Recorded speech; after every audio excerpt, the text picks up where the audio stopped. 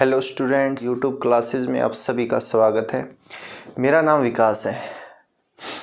हमने ज्योग्राफी से स्टार्ट किया है और ज्योग्राफी में अभी हमने अपने 2 ही क्लास डाली हैं जिसमें आप लोगों का रिस्पांस बहुत ही अच्छा रहा है।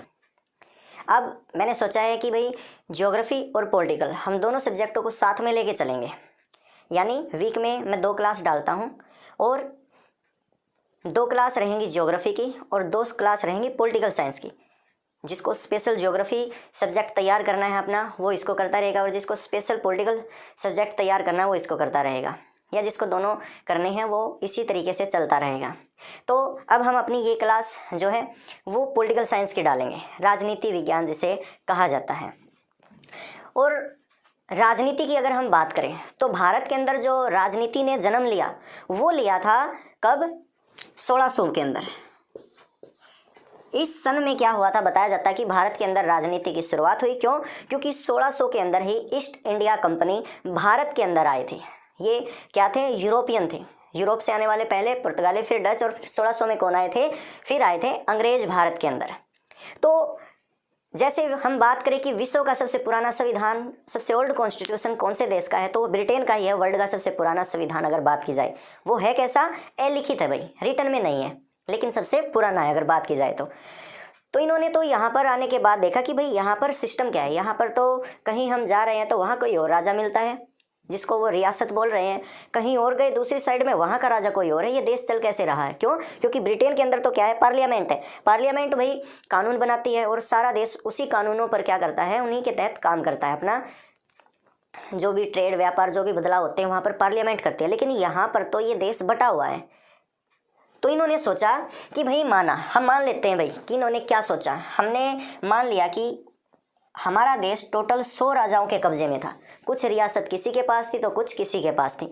अब माना हमने 100 राजा थे, हम उसको अलग कर देते हैं। इन्होंने क्या दिमाग लगाया कि भाई 100 राजाओं से लड़ने से अच्छा है, ठीक है भाई हम लड़ेंगे, हमारे पास बंदूकें हैं, इनके पास बंदूकें नहीं है, लेकिन तीर भाले वगैरह ये तो इनके पास भी है, नुकसान तो हमें भी बहुत ज़्यादा होना है।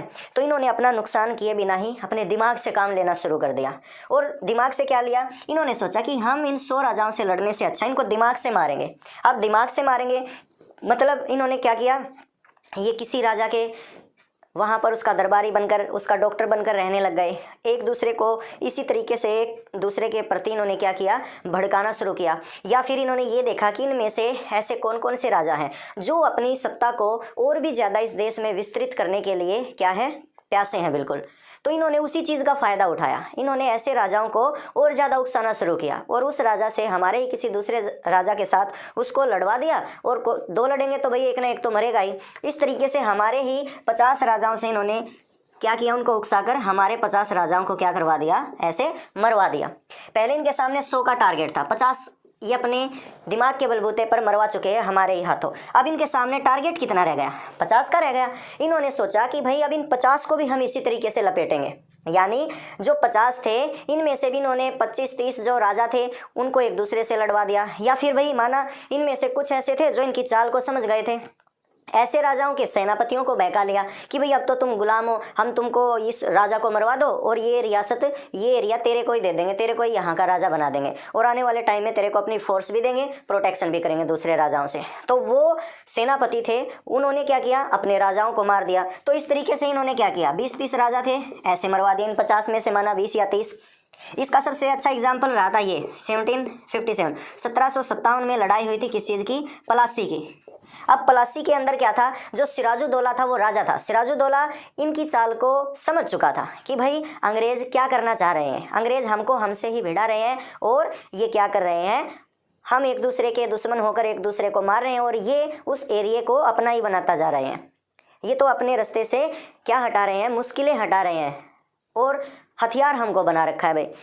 तो सिराजुद्दौला के तो समझ में बात आ गई, लेकिन सत्ता के लालच में क्या हुआ? इन्होंने देखा कि हाँ जो इसका सेनापति है ना, जिसका नाम था मीर जाफ़र, उस मीर जाफ़र को बहका लिया। उसको ऐसा ही एक ऑफर दिया कि अब तो तू गुलाम है भाई, फिर तेरे को राजा बना देंगे, पूरा बंगाल साम्राज्य तेरा होगा, तेरे को प्रोटेक्शन भी देंगे। तो उसी मीर जाफ़र ने क्या किया? सिराजुद्दौला को मार दिया और बंगाल किन के हाथ में चला गया? वो चला गया अंग्रेज़ों के हाथ में। फिर अंग्रेज़ों ने कुछ टाइम तो रखा, उसके बाद उसको हटा दिया। तो इस तरीके से उसके कंट्रोल में बंगाल आ गया। अब जो इनमें से बच गए थे भाई 15-20 मुश्किल से, उन 15-20 राजाओं को भी और उनके साथ रहने वाले उसके सेनापति थे या कोई भी था, उन सबको एक बात समझ में आ चुकी थी कि अंग्रेज़ हमको हमसे ही लड़वा रहे हैं और पूरे भारत को अपना गुलाम बनाते जा रहे हैं। जब कोई भी बहकावे में नहीं आया तो इन 15-20 ने मिलकर क्या किया, अंग्रेज़ों के खिलाफ लड़ाई लड़ी, जिसे जाना जाता है 1857 की क्रांति के नाम से, 1857 रिवॉल्यूशन। तो 1857 की क्रांति में गिने चुने ही कुछ थे भाई, जिसमें मेन नाम जाना जाता है रानी लक्ष्मीबाई का।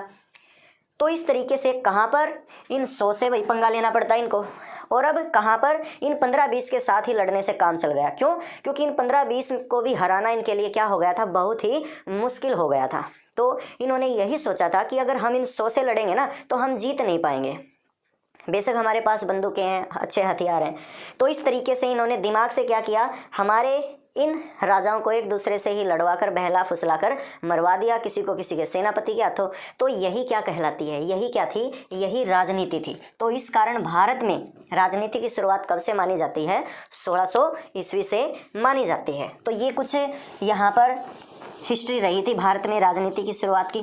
फिर क्या हुआ, जिस लड़ाई की मैं आप लोगों से बात कर रहा हूँ, कौन सी, प्लासी की लड़ाई। प्लासी की लड़ाई कब हुई थी, ये 1757 के अंदर। और फिर इसके बाद एक लड़ाई और हुई जिसका नाम था बक्सर की लड़ाई, वो हुई थी 1764 में। ये 2 लड़ाइयाँ जीतने के बाद जो बहुत ही बड़ा साम्राज्य था, कौन सा, बंगाल, वो बंगाल किसके हाथों में चला गया, ये बंगाल चला गया अंग्रेज़ों के हाथों में। और आप में से जिसने हिस्ट्री की है, उस टाइम पर जो भारत का सबसे धनी, सबसे संपन्न राज्य था ना, वो बंगाल था। उस समय बंगाल को कहा जाता था भारत का स्वर्ग। क्यों? क्योंकि वहाँ पर एक अलीवर्दी खां था, उसने ऐसे रूल वगैरह बनाए थे जिससे हर कोई काफ़ी अमीर हो गया था। तो इतना एक समृद्ध राज्य किसके हाथों में लग चुका था, अंग्रेज़ों के हाथों में। तो यहाँ से इन्होंने क्या करना शुरू किया, भारत पर अपना विस्तार करना शुरू किया। अब विस्तार ये किसी माना भाई बंदूक के या लाठी के बलबूते पर नहीं करना चाहते थे। इन्होंने क्या किया, सबसे पहले यहाँ पर व्यवस्था बनाई। क्या बनाई, व्यवस्था। व्यवस्था किस चीज़ की, कानूनों की। इन्होंने यहाँ पर कानून बनाने शुरू कर दिए कि भाई इस कानून के तहत ये होगा, इस कानून के तहत ये होगा। वो कानून जैसे ब्रिटेन में बनते थे। तो ये 2 युद्ध लड़ाइयाँ जीतने के बाद भारत में इनका शिकंजा कसा गया और इस तरीके से फिर यहाँ से शुरुआत होती है। तो बंगाल के अंदर इन्होंने क्या किया, जैसे 1757 में जीता तो उस टाइम पर बंगाल का गवर्नर बन गया कौन, रॉबर्ट क्लाइव। फिर उसके बाद बंगाल के अंदर इन्होंने क्या किया, बंगाल के अंदर ब्रिटिश पार्लियामेंट ने एक एक्ट निकाला जिसका नाम था 1773 का रेगुलेटिंग एक्ट। रेगुलेटिंग एक्ट जिसे कहते हैं, इंग्लिश में कहें तो 1773 रेगुलेटिंग एक्ट। ये एक्ट ब्रिटिश पार्लियामेंट ने क्या किया था, भारत के अंदर आई ईस्ट इंडिया कंपनी के कुछ कामों पर कंट्रोल करने के लिए ये पहला भारतीय कानून बनाया। तो अंग्रेज़ों के द्वारा भारत में पहला कानून किस नाम से जो पहला कानून बनाया था वो किस नाम से जाना गया, वो जाना गया 1773 रेगुलेटिंग एक्ट के नाम से। अब इस एक्ट की खासियत देखते हैं भाई, इस एक्ट में ऐसे क्या बदलाव हुए भारत के अंदर। सबसे पहला बदलाव तो इस एक्ट के ज़रिए यही हुआ था कि भारत के अंदर केंद्रीय प्रशासन की नींव रख दी गई।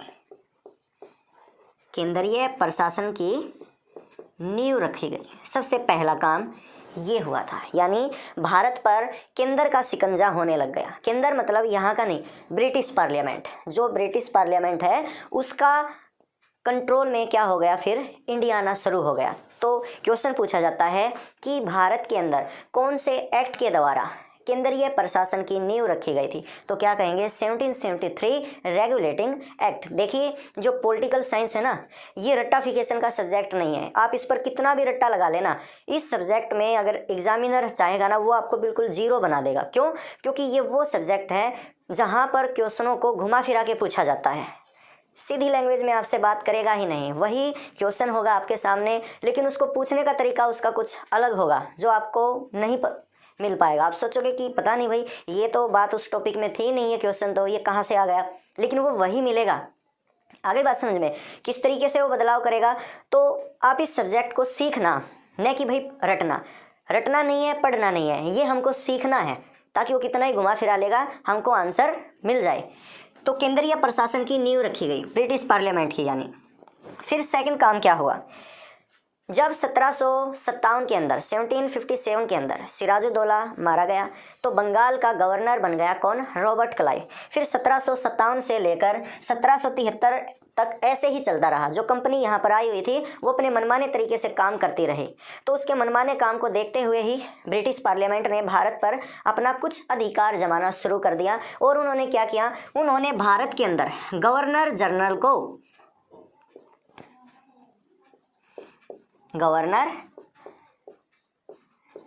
जनरल पद बना दिया। उस टाइम पर क्या थे, केवल गवर्नर। रॉबर्ट क्लाइव क्या था, केवल गवर्नर था, वो वैसे ही था। लेकिन ब्रिटिश पार्लियामेंट ने भारत में गवर्नर जनरल पद की शुरुआत, गवर्नर को उसने क्या बना दिया, गवर्नर जनरल पद बना दिया। तो उस गवर्नर जनरल पद की शुरुआत की थी इसी एक्ट के द्वारा की गई थी। और भारत का जो पहला गवर्नर जनरल है, यानी ब्रिटिश पार्लियामेंट के द्वारा बनाया जाने वाला, भारत का नहीं, ब्रिटिश पार्लियामेंट के द्वारा बनाया जाने वाला जो बंगाल का पहला गवर्नर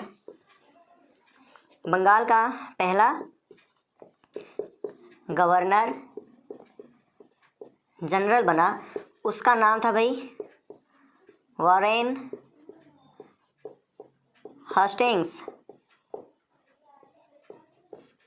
ये कौन था, बंगाल का पहला गवर्नर जनरल। याद रखना, कंपनी के अंदर क्या था, ब्रिटिश पार्लियामेंट के द्वारा बनाया जाने वाला बंगाल का पहला गवर्नर जनरल कौन था, वॉरेन हास्टिंग्स था।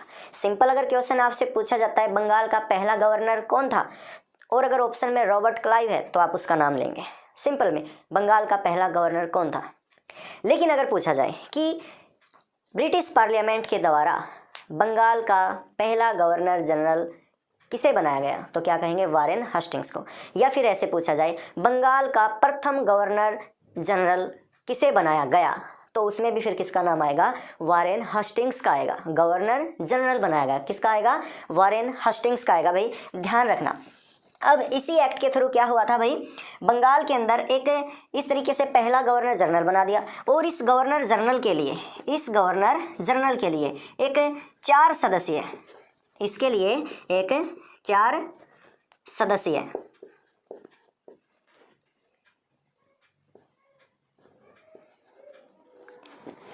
सदस्यीय कार्यकारिणी परिषद बनाई गई।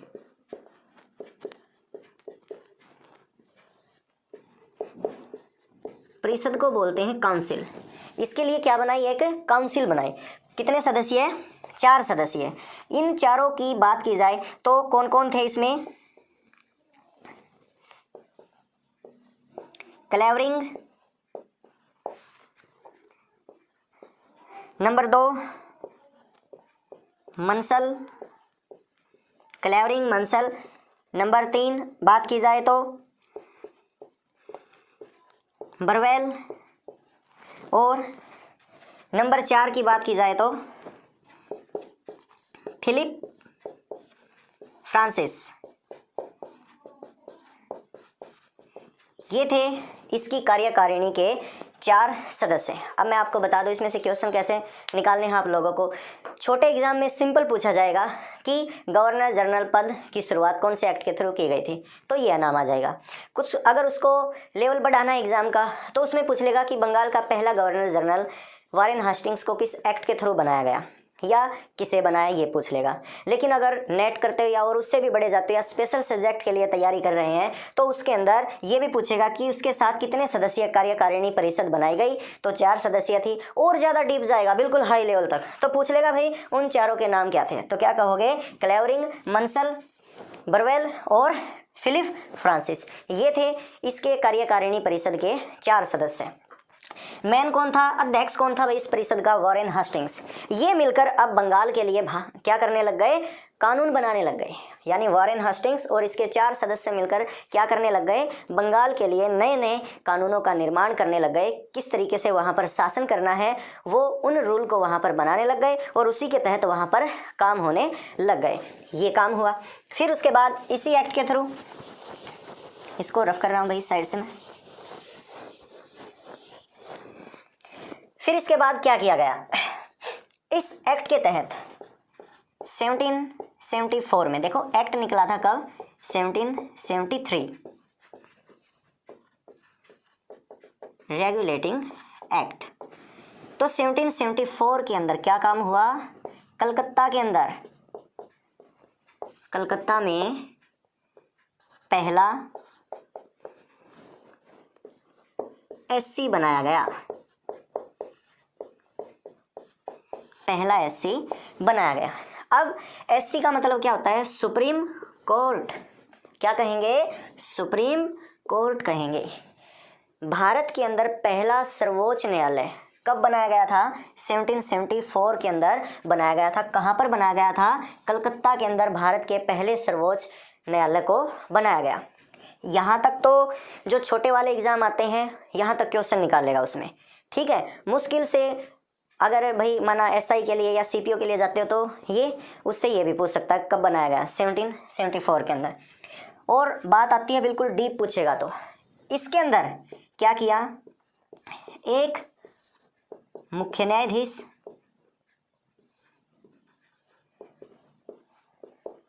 और 3 अन्य न्यायाधीश यहाँ पर इसने नियुक्त किए।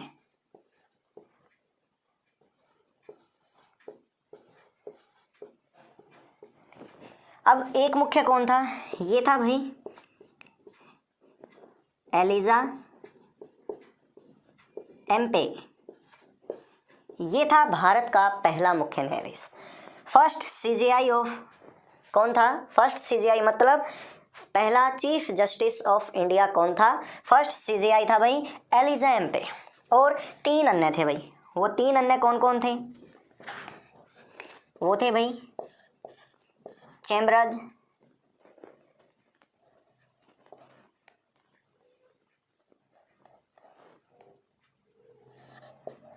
चैम्बर्स, हाइड और तीसरा था लेंस्टर। ये थे मुख्य कौन था, एलिजा एम्पे, और 3 अन्य कौन थे, चैम्बर्स, हाइड और लेंस्टर। तो इस तरीके से भारत का पहला मुख्य न्यायाधीश अगर आपसे पूछा जाता है कि भारत के प्रथम मुख्य न्यायाधीश कौन थे, तो भारत के प्रथम मुख्य न्यायाधीश का नाम कहेंगे हम एलिजा एम्पे।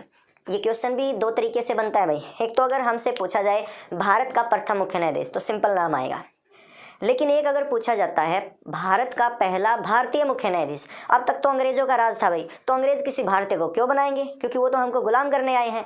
और जब भारत आज़ाद हुआ, आज़ादी के बाद जब हमने अपना पहला सुप्रीम कोर्ट बनाया और उस सुप्रीम कोर्ट के अंदर फिर भारतीयों ने एक भारतीय को ही क्या किया था, वहाँ पर मुख्य न्यायाधीश बनाया था, जिसका नाम था हीरालाल जयकानिया। क्या नाम था भाई, जिसका नाम था हीरालाल जयकानिया उसका नाम था। तो इस तरीके से आपको याद रखना है, भारत का पहला मुख्य न्यायाधीश पूछा जाए तो सिंपल इसका नाम आएगा, और भारत का पहला भारतीय मुख्य न्यायाधीश पूछा जाए या फिर स्वतंत्र भारत का पहला मुख्य न्यायाधीश तो भी एक भारतीय का ही नाम आएगा, हीरालाल जयकानिया का। ये जब हम सुप्रीम कोर्ट करेंगे अपने वाला तब आपको बताएंगे। तो इस तरीके से क्वेश्चन कुछ अलग अलग तरीकों से भी पूछा जा सकता है, तो ये याद रखना।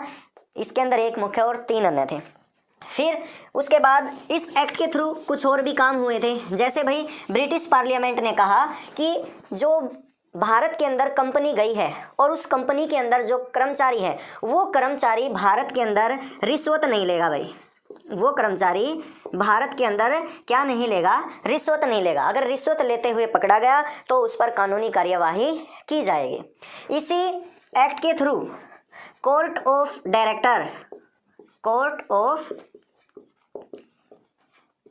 डायरेक्टर की स्थापना की गई। कोर्ट ऑफ डायरेक्टर की क्या की गई थी, स्थापना की गई थी। कोर्ट ऑफ डायरेक्टर के अंदर क्या थे भाई, 24 सदस्य थे। क्या थे भाई? 24 सदस्य थे। मेंबर बात की जाए कितने मेंबर थे, तो इसके अंदर 24 मेंबर थे। और इन 24 का जो कार्यकाल था, टाइमिंग थी, कार्यकाल जिसे कहते हैं, वो कार्यकाल था भाई कितने साल का? 4 साल का। यहाँ पर हर 4 साल के अंदर ये रिटायर होते रहते थे, इनकी जगह किसी और को यहाँ पर नियुक्त कर दिया जाता था। तो इस तरीके से कोर्ट ऑफ जो डायरेक्टर है वो बनाया गया। अब कोर्ट ऑफ डायरेक्टर का काम क्या है? बात ये आ जाती है, कोर्ट ऑफ डायरेक्टर का काम क्या है? इसका काम था जो भारत के अंदर सेना है ना, सेना किसकी? जो ईस्ट इंडिया कंपनी ने भारत के अंदर जो अपनी सेना बनाई है वो सेना। दूसरा काम क्या था? भारत के अंदर उनको जो राजस्व मिल रहा है, यानी जो इनकम मिल रही है वो थी। दूसरा क्या था? यहाँ पर नागरिक की बात की जाए, क्या ईस्ट इंडिया कंपनी के अंडर में जितना भी भारत था, अब कहने का मतलब ये आ गया जिसको आप बोल सकते हो ब्रिटिश भारत। क्या कह सकते हो? ब्रिटिश भारत। जो भी ब्रिटिश भारत था, यानी अंग्रेजों के कब्जे में भारत का जितना भी हिस्सा था, उस हिस्से में रहने वाले जो नागरिक हैं वो उस हिस्से से उनको जो राजस्व, जो इनकम प्राप्त हो रही है वो, और उनके पास जितने भी सैनिक हैं उन सभी सैनिकों की एक सूची बनाकर इन तीनों चीज़ों की जानकारी किस तक पहुंचाना था? ब्रिटिश पार्लियामेंट तक पहुंचाना था। किस तक पहुंचाना था भाई? ब्रिटिश पार्लियामेंट तक पहुंचाना था। ब्रिटिश पार्लियामेंट अब इनसे हिसाब मांगने लग गई थी कि भाई तुमको ब्रिटिश भारत से कितनी इनकम मिल रही है, कितना राजस्व मिल रहा है, तुम्हारे अंडर कौन कौन लोग हैं, कितने लोग हैं, और तुम्हारी सेना में कितने लोग हैं, कौन कौन है, इन सब का हिसाब मांगने लग गई थी कौन? British parliament. तो उस ब्रिटिश पार्लियामेंट ने क्या कर दिया? कोर्ट ऑफ डायरेक्टर बना दिया। अगर ये किसी भी तरह की गड़बड़ करते हैं तो इन पर कार्यवाही करने का अधिकार सीधा किसको दे दिया? कोर्ट ऑफ डायरेक्टर को दे दिया।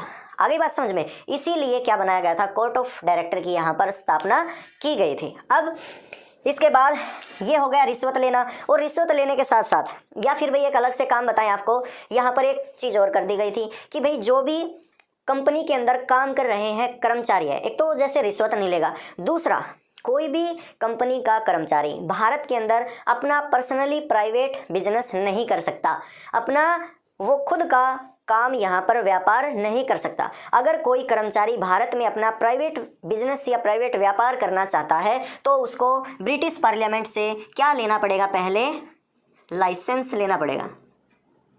क्या लेना पड़ेगा? लाइसेंस लेना पड़ेगा। ठीक है, जिसे कौन देगा? ये गवर्नर वगैरह। ठीक है, कौन देंगे?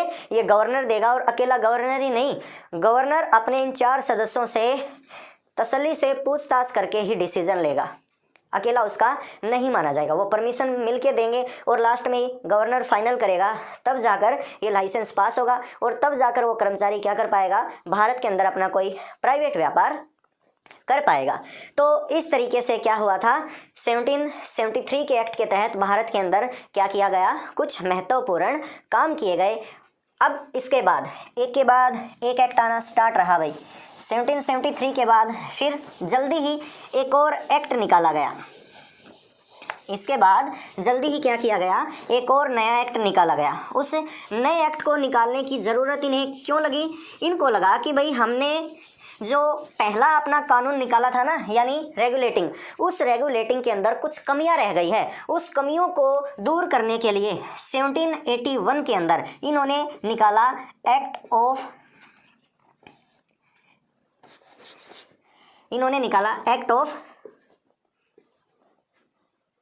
सेटलमेंट। एक्ट ऑफ सेटलमेंट ये निकाला, ये और आएगा। इस एक्ट के अंदर इनको लगा कि हमने वहाँ पर कुछ कमियां छोड़ दी हैं, तो यहाँ की कमियों को दूर करने के लिए 1781 के अंदर ब्रिटिश पार्लियामेंट ने एक और नया कानून निकाला जिसका नाम था एक्ट ऑफ सेटलमेंट। ये किसी चीज़ की यहाँ पर क्या करना चाहते थे? सेटलमेंट करना चाहते थे। सेटलमेंट कैसे? अब इन्होंने यहाँ पर कर दिया कि भाई जो गवर्नर है, या कह सकते हो कि जो भारत के अंदर गवर्नर और उसकी जो काउंसिल बनाई है वो, उसके कार्यों को उसने क्या कर दिया? 2 भागों में बांट दिया। यानी एक तो राजनीतिक और दूसरा प्रशासनिक। एक बना दिया क्या? राजनीतिक, और दूसरा बना दिया प्रशासनिक। तो इसके राजनीतिक और इसके प्रशासनिक दोनों कार्यों को इन्होंने क्या कर दिया? इस एक्ट के तहत अलग अलग कर दिया। ताकि यहाँ पर ये पता लग पाए कि भाई कौन किस तरीके से क्या कर रहा है, अलग अलग काम कर रहा है। ठीक है, तो इस एक्ट का एक ही मकसद था, किसकी कमियों को दूर करना, 1773 के रेगुलेटिंग एक्ट की कमियों को दूर करना। अब इस एक्ट के तहत काम क्या हुआ, तो काम की अगर बात की जाए, जो इन्होंने एससी बनाया था ना, क्या, सर्वोच्च न्यायालय, जिसको क्या कहते हैं, जिसको सुप्रीम कोर्ट बोलते हैं। सर्वोच्च न्यायालय यानी क्या कहते हैं इसको, सुप्रीम कोर्ट कहते हैं। ये सुप्रीम कोर्ट का यहाँ पे एक दायरा बना दिया। दायरा क्या बना दिया, जो गवर्नर था, मैं शॉर्ट में लिख देता हूँ, गवर्नर पूरा गवर्नर जनरल लिखने की ज़रूरत नहीं है। गवर्नर था, पर उसमें जो उसकी काउंसिल थी, यानी उसकी कार्यकारिणी परिषद थी। गवर्नर जनरल और उसकी कार्यकारिणी परिषद, इसको सर्वोच्च न्यायालय के दायरे से क्या कर दिया, बाहर कर दिया। पहले क्या था, सुप्रीम कोर्ट की पावर के अंदर ही कौन काम करते थे, ये काम करते थे। कब, 1773 के अंदर। फिर इनको लगा कि भाई ब्रिटिश पार्लियामेंट को, कि भाई इनको इसके यानी गवर्नर को सुप्रीम कोर्ट के दबाव में रखना ठीक नहीं है। हम गवर्नर जनरल और उसकी काउंसिल को अलग पावर देते हैं और सुप्रीम कोर्ट को हम अलग से पावर देते हैं। तो इस तरीके से इसमें इन दोनों के बीच का जो दायरा है वो ख़त्म कर दिया। ये अपना अलग से काम करेगा, इसके काम में ये कोई दखलंदाजी नहीं करेगा और इसके काम में ये किसी तरह की दखलंदाजी नहीं करेंगे, जैसे आज होता है। सुप्रीम कोर्ट आज क्या है, वो किसी का भी दबाव नहीं मानता, चाहे वो राष्ट्रपति है, चाहे वही बात करें तो हम ओवरऑल हमारी पार्लियामेंट है, हमारी संसद है। तो कुछ ऐसा ही यहाँ पर कर दिया गया। और जो सुप्रीम कोर्ट था ना, इसको 3 क्षेत्रों का मुकदमा सुनने का अधिकार था, क्योंकि उस समय यही थे। उस समय क्या बोलते थे, दीवानियाँ बोलते थे। दीवानियों का मतलब है, इंग्लिश में दीवानी को बोलते हैं प्रेसिडेंसी। क्या बोलते हैं, प्रेसिडेंसी। तो इसके अंडर में 3 प्रेसिडेंसी थी भाई, बंगाल, बिहार और उड़ीसा। बंगाल, बिहार और क्या थी, उड़ीसा। ये 3 प्रेसिडेंसी थी। यहाँ के फैसले, यहाँ पर जो सबसे बड़ा फैसला माना जाता था वो किसका था भाई, सर्वोच्च न्यायालय का। तो इस एक्ट के तहत ये एक ही काम हुआ था कि इन दोनों की पावरों को अलग अलग कर दिया गया। फिर इसके बाद ब्रिटिश पार्लियामेंट ने कुछ ही पल बाद क्या कर दिया, एक और नया एक्ट निकाल दिया। इनको लगा कि अब भी कुछ कमियां रह गई हैं, अब भी हमने कुछ कमियां छोड़ दी है किसके अंदर, 1773 के एक्ट में। तो इन्होंने 1784 के अंदर एक और एक्ट निकाला, जिसका नाम रखा इन्होंने 1784 संशोधन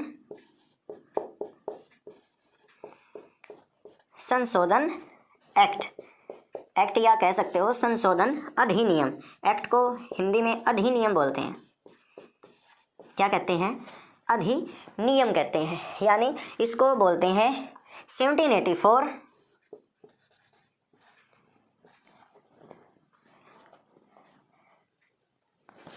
अमेंडिंग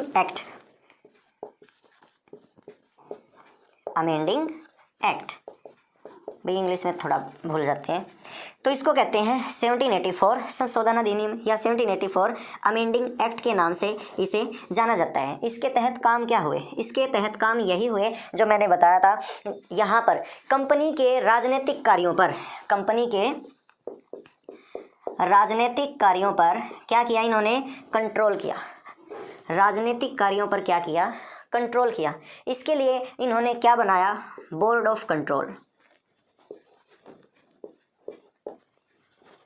बोर्ड ऑफ कंट्रोल।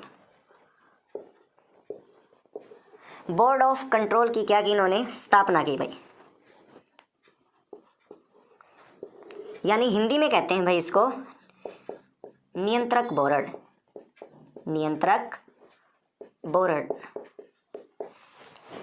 अब इसने काम क्या किया, इसने काम किया भारत के अंदर जो कंपनी को राजस्व मिल रहा था, पैसा ब्रिटिश भारत से, ब्रिटिश भारत के अंदर जितने नागरिक थे वो, और ब्रिटिश भारत के अंदर जो कंपनी ने अपनी सेना बनाई थी, ये क्या करने लग गया, उनके द्वारा दी जाने वाली उस रिपोर्ट की जांच करने लग गया। क्या करने लग गया, इसने कंट्रोल कर लिया, नियंत्रण कर लिया कि भाई जो रिपोर्ट तुम दे रहे हो हम क्या करेंगे, पहले उसकी जांच करेंगे। जांच करने के बाद फिर क्या करेंगे, हम उसको आगे पहुंचाएंगे। किसी तरह की कोई गड़बड़ लगी तो कोर्ट ऑफ डायरेक्ट ही उस पर क्या करेगा, एक्शन लेगा। तो इस तरीके से क्या किया था, यहाँ पर कुछ भूल ये मान रहे थे, तो उस भूल को बोर्ड ऑफ कंट्रोल के द्वारा इन्होंने क्या किया, अपने को ठीक किया था। क्लियर है? तो इस एक्ट का यहाँ पर ऐसे यूज किया गया था। अब इसके बाद अगला एक्ट इन्होंने फिर निकाला, वो भी जल्दी से निकाल दिया। उस एक्ट का नाम क्या था? उस एक्ट का नाम था 1786 चार्टर एक्ट। इसका नाम क्या रखा? Charter act. 1786 चार्टर एक्ट, ये नाम रखा भाई। अब इसके तहत क्या हुआ, यहाँ पर जो ब्रिटिश पार्लियामेंट है ना, वो बंगाल का गवर्नर जनरल किसे बनाना चाहती थी? लॉर्ड कॉर्नवालिस को। लॉर्ड कॉर्नवालिस इसको क्या करना चाहती थी? ये बंगाल का गवर्नर बनाना चाहती थी। लेकिन कॉर्नवालिस ने बंगाल का गवर्नर बनने के लिए अपनी 2 शर्त रखी थी। इसने अपनी 2 डिमांड रखी कि भाई मेरी अगर ये 2 शर्त पूरी करोगे तो ही मैं बंगाल का गवर्नर बनूंगा, नहीं तो मेरे को नहीं बनना। इसकी पहली शर्त क्या थी? इसने कहा था कि भाई मैं अपनी काउंसिल का अध्यक्ष हूँ, मैं जो डिसीजन लूंगा ना वो मेरी काउंसिल को मानना पड़ेगा, न कि काउंसिल भी उस पर चर्चा करेगी, उन्होंने यस किया तो मेरा डिसीजन माना जाए। तो इसने कहा कि मैं अध्यक्ष हूँ तो ठीक है, मैं उनसे सलाह जरूर लूंगा, लेकिन फाइनली जो डिसीजन है वो मेरा ही मानना पड़ेगा काउंसिल को। अगर आप इस चीज़ के लिए रजा हो, खुश हो, तो भाई मैं बन सकता हूँ। और इसने अपनी सेकंड डिमांड क्या रखी? इसने कहा कि जो सेना है ना, उस सेना का कमांडर ऑफ चीफ भी मैं ही होऊंगा। उस सेना का सेनापति, जिसे हिंदी में कहते हैं, उस सेना का सेनापति या फिर कहेंगे कमांडर ऑफ चीफ मैं ही बनूंगा, न कि कोई और बनेगा। मैं जब कहूँगा उसको तब लड़ाई के लिए बोल सकता हूँ और जब चाहूँ उनको वापस बुला सकता हूँ। तो इसकी इन दोनों शर्तों को क्या किया गया? ब्रिटिश पार्लियामेंट ने मान लिया और लॉर्ड कॉर्नवालिस को क्या बना दिया? बंगाल का अगला गवर्नर जनरल बना दिया। तो इस तरीके से यहाँ तक अंग्रेज़ों ने बंगाल में इस तरीके से अपनी कानून व्यवस्था को बनाना शुरू किया। ये आगे भी ऐसे चलता रहेगा, काफ़ी टाइम तक चलेंगे ये एक्ट। क्यों? क्योंकि एक्टों में अब आगे चलेंगे ना तो वहाँ पर आपका पॉलिटिकल साइंस का बिल्कुल बेस क्लियर होगा। अगर आपसे ये पूछ ले कि भारत में पहली बार संविधान, भारत के अंदर पहली बार लोकसभा कब बनी, तो आप ये नहीं कह सकते कि 1952 में बनी थी। अरे भारत में पहली बार लोकसभा जो बनी थी वो अंग्रेज़ों ने बनाई थी। वो आपके ऑप्शन पर डिपेंड करता है। अगर उन्होंने अंग्रेज़ों वाली डेट वहाँ पर डाल दी 1919 के अंदर तो आपका गलत हो जाएगा। आगे बात समझ में? 1919 का एक एक्ट था, आगे बात करेंगे, उसके तहत पहली बार भारत के अंदर लोकसभा बनाई गई थी। ये जो आज बता रहे हैं 1952 की, ये क्या है? आज़ादी के बाद की लोकसभा है, स्वतंत्र भारत की। तो इस तरीके से हम अपना बिल्कुल जीरो से बेस लेके चलेंगे और उसको हाई तक पहुंचाने की कोशिश करेंगे ताकि आपको किसी तरह की कोई प्रॉब्लम न हो और आपका एग्ज़ाम, आपका टेस्ट बिल्कुल क्लियर हो। कितना ही दिमाग लगाए एग्जामिनर, हम उसको फेल कर देंगे। हम पहले ही अपने क्वेश्चनों को घुमा फिरा के तैयार कर लेंगे। तो आज के लिए आपकी क्लास इतनी ही। तो इसी के साथ हमारे इस चैनल पर जुड़े रहने के लिए आप चैनल को लाइक कीजिए, सब्सक्राइब कीजिए और इसे शेयर कीजिए, ताकि जो बच्चे ऐसे भी हैं जिनके पास भाई तैयारी करने के लिए पैसे नहीं है, घर भी चलाना होता है, वहाँ तक भी ये पहुँच पाए। तो आज के लिए, और साथ में भाई बेल आइकन वो भी दबाना ताकि आपको नई क्लासों के लिए नोटिफिकेशन मिलता रहे। तो आज के लिए इतना ही। Thank you. Hello friends, welcome to crazy GK trick. दोस्तों, इस वीडियो से हम इंडियन पॉलिटी के 300 से ज़्यादा क्वेश्चंस की टेस्ट सीरीज शुरू करने जा रहे हैं। इस टेस्ट सीरीज में डिफरेंट एग्जाम में जो लास्ट ईयर पॉलिटी से क्वेश्चन पूछे गए हैं वो देखिए। दोस्तों, पहला क्वेश्चन है, भारत की संविधान सभा गठित करने का आधार क्या है? तो फ्रेंड्स, संविधान सभा पर सबसे पहले विचार जो था वो 1924 में स्वराज पार्टी ने रखा था। उसके बाद स्वराज पार्टी ने 1935 में संविधान सभा मतलब कॉन्स्टिट्यूशनल असेंबली की अवधारणा रखी थी 1935 में। उसके बाद कैबिनेट मिशन आया। कैबिनेट मिशन के आधार पर ही संविधान सभा गठित की गई। तो बी आंसर बिल्कुल सही होगा। मैंने आपको बता रखा है ये। भारतीय संविधान सभा की प्रारूप समिति के अध्यक्ष थे। तो संविधान सभा ने संविधान बनाने के लिए बहुत सारी समिति गठित करी थी, ठीक है। उसमें से जो इंपॉर्टेंट है वो 2 मैंने आपको बताई थी, प्रारूप समिति मतलब ड्राफ्टिंग कमेटी और संचालन समिति। दोनों के अध्यक्ष का नाम पूछते हैं एग्जाम में। तो प्रारूप समिति मतलब ड्राफ्टिंग कमेटी के अध्यक्ष कौन थे? Doctor Bhimrao Ambedkar. C answer बिल्कुल सही होगा। और अगर एग्जाम में ऐसा पूछ ले आपसे क्वेश्चन कि संचालन समिति के अध्यक्ष कौन थे, तो वो थे राजेंद्र प्रसाद। दोनों चीजें ध्यान रखिएगा। भारत के संविधान की प्रस्तावना में समाजवादी धर्मनिरपेक्ष शब्दों को किस संशोधन द्वारा जोड़ा गया? इंपॉर्टेंट क्वेश्चन है। जब से हमारा संविधान बना है तब से लेकर अभी तक हमारे संविधान की प्रस्तावना में सिर्फ एक ही बार संशोधन हुआ है। वो कब हुआ है? 42वें संविधान संशोधन 1976 के तहत हमारे संविधान की प्रस्तावना में समाजवादी और धर्मनिरपेक्ष शब्दों को जोड़ा गया। तो आंसर क्या होगा इसका? बी आंसर होगा। इससे रिलेटेड आपको मैंने एक चीज़ जो बता रखी थी कि 42वें संविधान संशोधन को ही क्या बोलते हैं? मिनी संविधान के नाम से जाना जाता है। ठीक है, इसमें बहुत सारी नई नई चीज़ें लेकर आए थे, जैसे कि मूल कर्तव्य, जो फंडामेंटल ड्यूटीज़ है उसको संविधान में स्थान दिया गया, आर्टिकल 51 क में रखा गया उसको। ठीक है, तो बहुत सारी इसके अंदर नई नई चीज़ें लेकर आए थे, इसीलिए इसको मिनी संविधान के नाम से भी जाना जाता है 42वें संविधान संशोधन को। चलिए दोस्तों, अगला क्वेश्चन लेते हैं। भारत का संविधान पूर्ण रूप से तैयार हुआ था, कब हुआ था? 26 नवंबर 1950 को भारत का संविधान पूर्ण रूप से तैयार हो गया था। बी आंसर सही होगा। जिसे कब लागू किया गया था? 26 जनवरी 1950 को इसे लागू कर दिया गया था। अब ये वाली डेट क्यों चूज करी थी, ऐसा एग्जाम में क्वेश्चन पूछ लेते हैं, तो ध्यान रखिएगा। ये वाली 26 जनवरी की डेट इसलिए चूज करी गई थी कि 1930 में 26 जनवरी के दिन ही कांग्रेस ने स्वतंत्रता दिवस के रूप में मनाया था, इसीलिए ये डेट चूज की गई थी। ओके, भारतीय संविधान में मौलिक कर्तव्य का विचार लिया गया है, किस संविधान से लिया गया है? रूस के संविधान से। तो इसकी भी मैंने ट्रिक बना रखी है, आपको पता होगी, तो फटाक से आंसर मिल जाएगा आपको। निम्नलिखित में से कौन भारतीय राज्य व्यवस्था में सर्वोच्च है? भारतीय राज्य व्यवस्था में सर्वोच्च कौन है? संविधान। C answer. चलिए नेक्स्ट क्वेश्चन लेते हैं। वर्तमान में भारतीय संविधान में कुल कितनी अनुसूचियां हैं? तो फ्रेंड, जब हमारा संविधान बना था तब हमारे संविधान में 22 भाग थे, 22 पार्ट्स थे, 8 अनुसूचियां थी और 395 आर्टिकल थे, 395 अनुच्छेद थे। ओके, वर्तमान में देखिए कितने हैं? 22 भाग है, अनुसूचियां जो है वो देखिए संशोधित होकर कितनी हो गई? 12 हो गई, और आर्टिकल जो है 395 एज इट इज है। तो ध्यान रखिएगा, अनुसूचियों की संख्या कितनी हो गई? 12 हो गई। तो आंसर क्या होगा? सी आंसर सही होगा। मूल संविधान में कितनी अनुसूचियां थी? कितनी थी? 8 अनुसूचियां थी। संविधान की द्वितीय अनुसूची का संबंध किससे है? तो फ्रेंड्स, अनुसूची पे मैंने ऑलरेडी ट्रिक बना रखी है। एक कविता के माध्यम से मैंने आपको देखिए संविधान की सारी अनुसूची याद करना बताई थी। वो कविता अगर आपको पता होगी, जो कि बहुत आसानी से आप उसको याद रख सकते हो, ठीक है, 4-5 बार प्रैक्टिस कर लेंगे तो आपका अनुसूची से क्वेश्चन कभी गलत ही नहीं होगा, नहीं तो आप बहुत ज़्यादा कन्फ्यूज़ होते रहोगे इसमें। तो वो कविता क्या थी, मैं एक बार आपको बता देता हूँ। एसपी की शपथ लेकर राज्यसभा प्रतिनिधि अनुसूची क्षेत्र 5 देखने चल दिए, वहां जनजाति की शक्ति और भाषा देख संपत्ति पर कब्जा कर दल बदलना भूल गए। पंचायत नगर पालिका 11 और 12 है, देखते ही देखते याद हमको हो चुके। तो ये मैंने बनाई थी, अगर आप इसका एक बार वीडियो देख लेंगे तो आपको बहुत अच्छे से क्लियर हो जाएगा, जिसने नहीं देखा है। तो फ्रेंड देखिए क्या बोला था मैंने स्टार्टिंग में, एसपी की शपथ लेकर। तो एसपी, एस से बना स्टेट, पी से बना पैसा, तो पैसा से संबंधित है दूसरे नंबर की अनुसूची। तो देखिए यहाँ पर फ्रेंड्स, महत्वपूर्ण पदाधिकारियों के वेतन से, बिल्कुल डी आंसर सही होगा। तो अनुसूची वाला एक बार वीडियो देख लीजिए जिसने नहीं देखा है, तो आप आसानी से सारे अनुसूची वाले क्वेश्चन सही करना सीख जाएंगे। चलिए अगला क्वेश्चन लेते हैं हम। भारत में सरकार की संसदीय प्रणाली कहाँ से ग्रहण की गई है? तो संसदीय प्रणाली को सबसे पहले ग्रहण किसने करा था? ब्रिटिश संविधान ने। और ब्रिटिश लोगों ने भारत पर राज करा तो वो भारतीयों को क्या सिखा के चले गए? संसदीय प्रणाली। ऐसे आपको मैंने ट्रिक से याद करवाया था, तो सी आंसर सही होगा। संविधान के किस अनुच्छेद में धन विधेयक मतलब मनी बिल की परिभाषा दी गई है? तो बड़ी आसानी से मैंने आपको याद करना सिखाया था, ये मनी बिल। तो ट्रिक क्या थी? मनी में देखिए आपको सिर्फ क्या लिखना है? एम और ओ लिखना है। ठीक है, मनी का आपने लिख लिया एम और ओ, तो बस ये आपकी ट्रिक थी। मैंने बताया था कि बीच वाला जो पोर्शन है साफ कर दो, तो क्या बन गया दोस्तों? ये 110 ऑटोमेटिक बन गया। मतलब अनुच्छेद 110 जो है वो धन विधेयक मतलब मनी बिल से संबंधित है।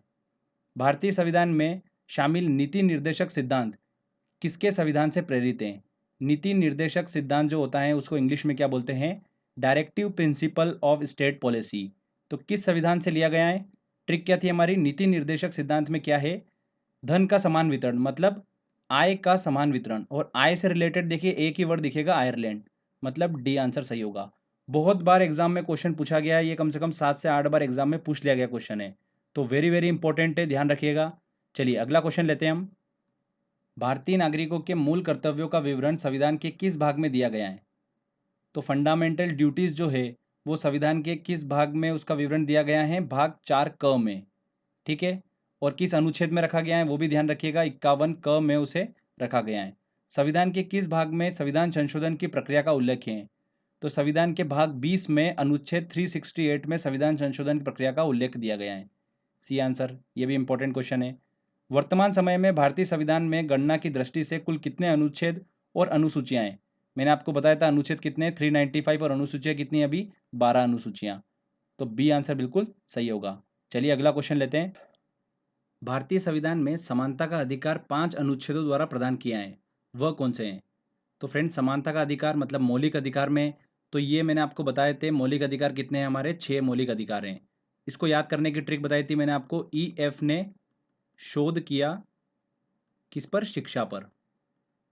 तो ई से बना इक्वालिटी, एफ से बना फ्रीडम, शो से बना शोषण, ध से बना धर्म, और ये शिक्षा और संस्कृति। और छठा बचता है वो आता है संवैधानिक उपचारों का अधिकार, जो कि अनुच्छेद 32 में, इसे भीमराव अंबेडकर ने संविधान की आत्मा बोला है। ओके, तो ये जो है 6 मैंने आपको बताए थे मौलिक अधिकार। संविधान में जो हमारा मूल संविधान था उसके अंदर कितने मौलिक अधिकार थे? 7 थे। फिर 44वें संविधान संशोधन 1978 के तहत संपत्ति का जो अधिकार है उसे मौलिक अधिकार में से हटाकर विधिक अधिकार मतलब कानूनी अधिकार में डाल दिया गया 300A में। तो फ्रेंड तब से मौलिक अधिकारों की संख्या कितनी हो गई? 6 हो गई है। ठीक है, तो पहला आता है इक्वालिटी, तो ये कहाँ से कहाँ तक है? आर्टिकल नंबर 14 से 18 तक। और यही पूछा है समानता का अधिकार इक्वालिटी, तो क्या आंसर होगा? सी आंसर इसका बिल्कुल सही होगा। अगर फ्रीडम पूछते तो वो है 19 से लेकर 22 तक। तो ये सारा मैंने आपको ट्रिक से बता रखा है, अगर आपने वीडियो देखा होगा तो आप आसानी से आंसर लगा सकते हैं। भारत के संविधान का निम्नलिखित में से कौन सा अनुच्छेद अस्पृश्यता का उन्मूलन से संबंधित है तथा किसी भी रूप में इसके आचरण का निषेध करता है? तो अस्पृश्यता का उन्मूलन मतलब छुआछूत जो है वो दंडनीय अपराध है, अनुच्छेद 17 में बोला गया है, तो अनुच्छेद 17 संबंधित है उससे। भारतीय संविधान सभा के प्रथम दिन के अधिवेशन की अध्यक्षता इन्होंने की थी। किसने करी थी? डॉक्टर सच्चिदानंद सिन्हा ने करी थी। ठीक है फ्रेंड्स, ध्यान रखिएगा, इसके जो पहली मीटिंग हुई थी 9 दिसंबर 1946 को नई दिल्ली में, उस अधिवेशन की अध्यक्षता किसने करी थी? सच्चिदानंद सिन्हा ने करी थी। उसके बाद में 11 दिसंबर को डॉक्टर राजेंद्र प्रसाद को संविधान सभा का स्थायी अध्यक्ष नियुक्त किया गया। तो यहाँ पर क्या पूछ रहा है वो कि पहली मीटिंग की अध्यक्षता किसने करी थी? वो करी थी सच्चिदानंद सिन्हा ने। तो ये कंफ्यूज होते हैं स्टूडेंट, यहाँ पर ध्यान रखिएगा, एग्जाम में बन सकता है क्वेश्चन। चलिए अगला क्वेश्चन लेते हैं हम। नीति आयोग भारत के संविधान के किस अनुच्छेद के तहत संगठित किया गया? तो नीति आयोग किसके स्थान पर आया? योजना आयोग के स्थान पर आया। योजना आयोग एक गैर संवैधानिक निकाय है, तो उसके स्थान पर आया नीति आयोग, तो नीति आयोग भी एक गैर संवैधानिक निकाय है। ठीक है, मतलब संविधान में इसका कहीं पर भी उल्लेख नहीं है। तो फ्रेंड्स इसमें आंसर क्या होगा? D answer. ठीक है, इंपॉर्टेंट है, नीति आयोग से काफ़ी क्वेश्चंस बनते हैं एग्जाम में। तो नीति आयोग पे मैंने वीडियो बना रखा है, अगर नहीं देखा है तो यूट्यूब पे आप सर्च कर लीजिए सिंपली नीति आयोग, सबसे पहला वीडियो अपना ही आएगा, वो आप देख लीजिए, काफ़ी इंपॉर्टेंट वीडियो है। तो नीति आयोग का फुल फॉर्म क्या होता है? National institution for transforming India. ठीक है, 1 जनवरी 2015 को इसकी स्थापना की गई थी, और इसके जो मुख्य कार्यकारी अधिकारी हैं मतलब CEO जो हैं वो कौन है? अमिताभ कांत हैं। तो ये बेसिक इन्फॉर्मेशन पता होना चाहिए। किसी राज्य में विधान परिषद की स्थापना और समाप्ति का प्रावधान भारतीय संविधान के किस अनुच्छेद में बताया गया है? तो देखिए विधान परिषद बोला है, अगर विधान मंडल की बात होती तो 168, उसके बाद में अगर विधान परिषद आता है 169, और 170 में आता है विधानसभा। तो ये तीनों आर्टिकल मैंने आपको बताए थे, वेरी इंपॉर्टेंट है। यहाँ पर विधान परिषद पूछा है, मतलब बी आंसर सही होगा, आंसर नंबर बी। अगला देखिए, भारतीय संविधान के किस अनुच्छेद में अनुसूचित जाति और अनुसूचित जनजाति के लिए आरक्षण का प्रावधान किया गया है? किस आर्टिकल में? आर्टिकल नंबर 335, ये भी इंपॉर्टेंट है। नेक्स्ट क्वेश्चन लेते हैं। भारतीय संविधान के अनुच्छेद 1 में यह घोषणा की गई है कि इंडिया अर्थात भारत है, क्या है? राज्यों का संघ है, एकात्मक विशिष्टताओं वाला संघीय राज्य है, संघीय विशिष्टताओं वाला संघीय राज्य, संघीय राज्य। देखिए संघीय वर्ड जो है संविधान में कहीं नहीं है, तो ये तीनों ऑप्शन तो गलत हो गए, बचा कौन सा? राज्यों का संघ। तो आर्टिकल नंबर 1 में बोला है कि भारत जो है वो राज्यों का संघ है, ये आंसर। भारत संघ में कितने राज्य हैं? कितने राज्य हैं? 29 राज्य और 7 केंद्र शासित प्रदेश हैं। प्रथम भाषाई राज्य किसे बनाया गया था? तो आज़ादी के बाद देखिए 1953 में प्रथम भाषाई राज्य बनाया गया आंध्र प्रदेश को। ध्यान रखिएगा, पहला भाषाई राज्य कौन सा है? आंध्र प्रदेश। भारत के संविधान में मौलिक अधिकार, फंडामेंटल जो राइट्स हैं, वो मूल संविधान का हिस्सा था, बिल्कुल ए आंसर सही है। मौलिक अधिकारों का निलंबन कौन कर सकता है? मौलिक अधिकार का निलंबन कर सकता है राष्ट्रपति आपातकाल की सिचुएशन में, और इसमें संशोधन कौन कर सकता है? संसद कर सकता है।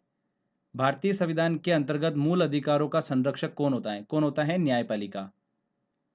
भारतीय संविधान का कौन सा अनुच्छेद छुआछूत उन्मूलन से संबंधित है? अभी बताया मैंने आपको अनुच्छेद 17। स्वतंत्रता का अधिकार, देखिए फ्रीडम राइट्स, संविधान के किन अनुच्छेदों में वर्णित हैं? तो मैंने क्या बताया था, EF ने शोध किया किस पर? शिक्षा पर। यही हमारी ट्रिक थी। तो E से बना इक्वालिटी, F से बना फ्रीडम। तो ये 14 से 18, फ्रीडम वाला मैंने आपको बताया था 19 से 22। तो आंसर क्या होगा इसका? B answer. ठीक है, ध्यान रखिएगा एक और चीज, 19A में प्रेस की स्वतंत्रता का अधिकार बताया गया है। तो 19A वाला क्वेश्चन भी एग्जाम में पूछा जा सकता है। भारतीय संविधान के अनुसार संपत्ति का अधिकार क्या है? देखिए फ्रेंड्स, संपत्ति का अधिकार जो था पहले मौलिक अधिकार था। 44वें संविधान संशोधन 1978 के तहत संपत्ति के अधिकार को मौलिक अधिकार जो है फंडामेंटल राइट्स हैं उसमें से हटा दिया गया और कानूनी अधिकार में शामिल कर लिया गया आर्टिकल नंबर 300A में। ठीक है, तो ये क्या है? विधिक अधिकार है। ये भी एग्जाम में क्वेश्चन काफी पूछा जाता है। अगला क्वेश्चन लेते हैं, भारतीय संविधान के किस अनुच्छेद में राज्य के नीति निर्देशक तत्वों का उल्लेख मिलता है? तो फ्रेंड देखिए 12 से लेकर 35 तक क्या आ गए? हमारे फंडामेंटल राइट्स आ गए। 36 से लेकर 51 तक आते हैं हमारे राज्य के नीति निर्देशक तत्व। तो आंसर क्या होगा इसका? सी आंसर सही होगा। 51 क में आता है हमारा, क्या आता है? मूल कर्तव्य, फंडामेंटल ड्यूटीज। तो मेनली इन तीनों से क्वेश्चन पूछते हैं। ठीक है, तीनों चीज आपको क्लियर है, मतलब आपका क्वेश्चन सही हो जाएगा। अच्छा, मैंने एक और चीज बताई थी आपको कि राज्य के नीति निर्देशक तत्व में 36 से 51 तक तो हमको पता है, पर इनमें से इंपॉर्टेंट मैंने आपको बताए थे 40, 48, 48 क और 51। ये मैंने चार आपको बताए थे। चारों आर्टिकल इंपॉर्टेंट है। 40 वाला आर्टिकल जो है, आर्टिकल 40, वो ग्राम पंचायत संगठन संबंधित है। आर्टिकल नंबर 48 कृषि पशुपालन संगठन संबंधित है। आर्टिकल नंबर 48 क वेरी वेरी इंपॉर्टेंट, पर्यावरण एवं वन्य जीव संरक्षण संबंधित है। आर्टिकल नंबर 51 अंतर्राष्ट्रीय शांति सुरक्षा संबंधित है। तो ये चारों आपको ध्यान रखना है, बाकी आपको याद रखने की बिल्कुल भी जरूरत नहीं है। संविधान में राज्य के नीति निर्देशक तत्वों को शामिल करने के पीछे क्या उद्देश्य था? क्या उद्देश्य था? इकोनॉमिक एंड सोशल डेमोक्रेसी, सामाजिक आर्थिक लोकतंत्र की स्थापना करना इसका मुख्य उद्देश्य था। समान कार्य के लिए एक समान वेतन भारत के संविधान में सुनिश्चित किया गया एक क्या है? मौलिक अधिकार है, मौलिक कर्तव्य है, आर्थिक अधिकार है या राज्य के नीति निर्देशक सिद्धांत है? तो मैंने आपको बताया था कि राज्य के नीति निर्देशक सिद्धांत में धन का समान वितरण, आय का समान वितरण, तो ये क्या बात कर रहा है?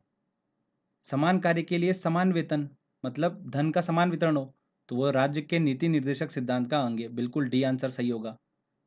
देखिए क्वेश्चन है, इंपॉर्टेंट है क्वेश्चन ये, भारत के प्रत्येक नागरिक का कर्तव्य होगा प्राकृतिक पर्यावरण का संरक्षण एवं सुधार। उपरोक्त कथन संविधान के किस अनुच्छेद में संदर्भित है? किसमें है? 48A में। भारत के संविधान के अनुसार भारतीय नागरिकों के मूल कर्तव्य निम्नलिखित में से क्या है? मूल कर्तव्य मतलब फंडामेंटल ड्यूटीज। राष्ट्रगान ध्वज का सम्मान करना बिल्कुल है। वैज्ञानिक प्रवृत्ति का विकास ये भी है। राष्ट्रीय एवं सांस्कृतिक विरासत का संरक्षण एवं परीक्षण ये भी है। उपरोक्त सभी डी आंसर बिल्कुल सही होगा। भारतीय संसद में शामिल हैं। देखिए संसद जो है मैंने आपको बताई थी कि संसद क्या होती है? लोकसभा, राज्यसभा और राष्ट्रपति, ये तीनों जो होते हैं इसके अंग होते हैं संसद के। तो लोकसभा, राज्यसभा और राष्ट्रपति, डी आंसर बिल्कुल सही होगा। ठीक है, चलिए अगला क्वेश्चन लेते हैं। देखिए फ्रेंड्स, जितना मैंने आपको पढ़ाया ना, अगर आपने उतना पढ़ रखा है तो मतलब आप सारे क्वेश्चन सॉल्व कर सकते हो। 100 में से 100 क्वेश्चन आप इजीली सॉल्व कर पाओगे। और जितने मैं आपको 300-400 समथिंग क्वेश्चन सॉल्व कराऊंगा, आप सारे क्वेश्चन सॉल्व कर पाओगे। अगर आपने जितने मैंने पॉलिटी पे वीडियो बनाए अगर सारे देख रखे हैं तो मतलब आपके सारे क्वेश्चन अच्छे से बन जाएंगे। रेलवे में भी पॉलिटी से काफ़ी क्वेश्चन बनते हैं, PSC में काफ़ी क्वेश्चन बनते हैं, ठीक है, SSC में भी काफ़ी क्वेश्चन बनते हैं। तो इंपॉर्टेंट सब्जेक्ट है ये, तो अच्छे से स्टडी करिए इसकी। संसद के 2 सत्रों के बीच अधिकतम कितना अंतराल दिया जा सकता है? कितना अंतराल दिया जा सकता है? 6 महीने। 6 महीने से ज़्यादा अंतराल नहीं दिया जा सकता है। संघ की कार्यपालिका शक्ति निहित होती है। देखिए संघ की कार्यपालिका शक्ति जो होती है, कार्यपालिका क्या होता है? संघ की कार्यपालिका, जिसके अंदर राष्ट्रपति, प्रधानमंत्री, उपराष्ट्रपति, मंत्रिपरिषद, ये सब जो होते हैं कार्यपालिका के अंदर आते हैं। तो उस कार्यपालिका की जो शक्ति निहित होती है वो किसमें होती है? राष्ट्रपति में निहित होती है। बी आंसर सही होगा। और संघ की कार्यपालिका की शक्ति निहित होती है राष्ट्रपति में, ये आर्टिकल नंबर 53 बोलता है। भारतीय सशस्त्र सेनाओं का सर्वोच्च कमांडर कौन होता है? कौन होता है दोस्तों? राष्ट्रपति होता है। भारतीय संविधान के अनुसार देश का प्रथम नागरिक कौन होता है? देश का प्रथम नागरिक कौन होता है? राष्ट्रपति होता है। भारत के राष्ट्रपति बनने के लिए किसी व्यक्ति की आयु पूर्ण होनी चाहिए। मिनिमम कितनी आयु होना चाहिए? 35 वर्ष होना चाहिए। ठीक है, डी आंसर। राष्ट्रपति पद के चुनाव संबंधी विवाद को किसे निर्देशित किया जाता है? राष्ट्रपति पद के चुनाव संबंधी अगर विवाद है तो वो कौन संभालता है? उच्चतम न्यायालय, सुप्रीम कोर्ट संभालता है। डी आंसर बिल्कुल सही होगा। चलिए अगला क्वेश्चन लेते हैं। भारतीय संविधान का कौन सा अनुच्छेद राष्ट्रपति को उच्चतम न्यायालय से परामर्श करने की शक्ति प्रदान करता है? ये भी क्वेश्चन मैंने आपको बताया था कि राष्ट्रपति जो है वो उच्चतम न्यायालय से परामर्श ले सकता है किस किस मैटर पे? लॉ, फैक्ट और पब्लिक इंपॉर्टेंस के मैटर पे राष्ट्रपति जो है वो उच्चतम न्यायालय से परामर्श ले सकता है। ये आर्टिकल बोलता है 143, तो मतलब सी आंसर। नेक्स्ट देखिए, भारत के प्रथम उपराष्ट्रपति थे। अब एग्जाम में देखिए दो क्वेश्चन पूछे जाते हैं बिल्कुल सिमिलर। भारत के पहले उपराष्ट्रपति कौन थे और भारत के पहले उप प्रधानमंत्री कौन थे? दोनों कंफ्यूजन पैदा करते हैं, तो मैं आपको अच्छे से क्लियर कर देता हूं। पहले उपराष्ट्रपति जो थे वो कौन थे? डॉक्टर सर्वपल्ली राधाकृष्णन। ठीक है, अगर पूछते हैं कि पहले उप प्रधानमंत्री कौन थे तो वो कौन थे? सरदार पटेल। दोनों को ध्यान रखिएगा, वेरी वेरी इंपॉर्टेंट है। और जो उपराष्ट्रपति होता है वो क्या होता है? राज्यसभा का पदेन सभापति होता है, और ये आर्टिकल बोलता है 64। उपराष्ट्रपति का चुनाव करने वाली निर्वाचन संस्था के सदस्य कौन होते हैं? उपराष्ट्रपति का जो चुनाव किया जाता है वो संसद के दोनों सदनों के सदस्य द्वारा। बी आंसर बिल्कुल सही होगा। देखिए ए आंसर जो होगा वो कंफ्यूज करेगा आपको। लोकसभा और राज्यसभा यहाँ पे दोनों सदन हो गए, दोनों के निर्वाचित सदस्य। यहाँ पर क्या बोला है? निर्वाचित सदस्य। तो राष्ट्रपति जो मनोनीत कर रहा है वो सदस्य यहाँ पर इंक्लूड नहीं करें, जबकि उनको भी वोट देने का अधिकार होता है। तो यहाँ पर सारे सदस्य आएंगे, संसद के दोनों सदनों के सदस्य। क्लियर? तो ये इंपॉर्टेंट चीज है। चलिए अगला क्वेश्चन लेते हैं हम। निम्नलिखित में से कौन सदन का सदस्य हुए बिना इसके अध्यक्ष के रूप में कार्य कर सकता है? कौन कर सकता है? भारत का उपराष्ट्रपति, राज्यसभा का पदेन सभापति होता है। राष्ट्रपति आंग्ला भारतीय समुदाय के कितने प्रतिनिधियों को लोकसभा में मनोनीत करता है?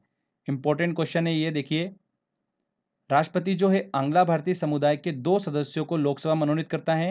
राज्यसभा में राष्ट्रपति जो है 12 सदस्यों को मनोनीत करता है। टोटल मिला के राष्ट्रपति जो है वो 14 सदस्यों को मनोनीत करता है संसद में। तो कैसे भी क्वेश्चन पूछा जा सकता है। यहाँ पर देखिए लोकसभा के लिए पूछा है स्पेसिफिक, तो आंसर ए सही होगा।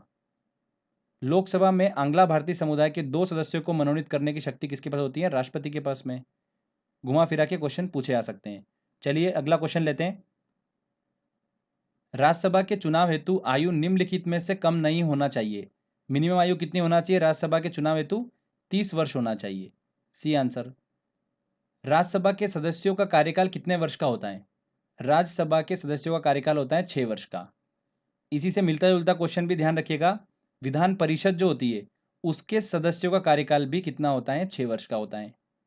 लोकसभा और राज्यसभा में गणपूर्ति संख्याएं, मतलब लोकसभा और राज्यसभा को चलने के लिए, कार्य करने के लिए मिनिमम कितने सदस्य जरूरी होते हैं?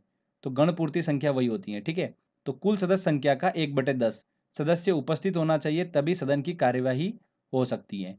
तो इसका सी आंसर बिल्कुल सही होगा। भारत एक धर्मनिरपेक्ष राज्य है, इसका मतलब है भारतीय राज्य जो है वो किसी निश्चित धर्म का समर्थन नहीं करता है। D answer. निम्नलिखित में से कौन सी एक वह मूल आधारिका है जिससे भारतीय संविधान विकसित हुआ है? किससे हुआ है? भारत शासन अधिनियम 1935। A answer. संविधान के किस भाग में नीति निर्देशक तत्वों का उल्लेख किया गया है? किस भाग में किया गया है नीति निर्देशक तत्वों का उल्लेख? 4 में। ठीक है, 3 में क्या किया गया है?